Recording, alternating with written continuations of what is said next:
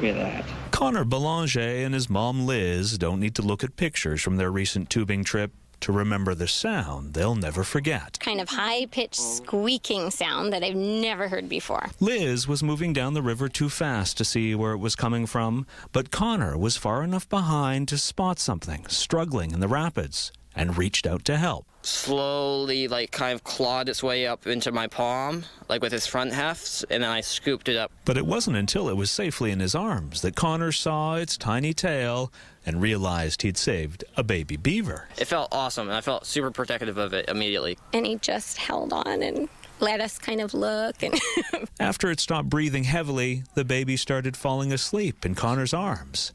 And for the next hour, until they reached their pickup point downriver, they cuddled close. just has so much empathy for animals. When they got to shore, they marked the specific location where they'd found the beaver on a map and started reaching out for someone official to help the baby they'd named Chip. She would open her little eyes, look around, and then snuggle back in, just take care of me. The family took turns cradling the baby as they drove an hour and a half out of their way to the North Island Wildlife Rescue Association. It was really good that they found it when they did. Joanna Smith says the baby was just a week old and likely swept out of her den before floating too far downriver for her family to find her. Without Mom, there's no way she would have survived. But after a few weeks in care, the beaver, now renamed Little Timber, is thriving.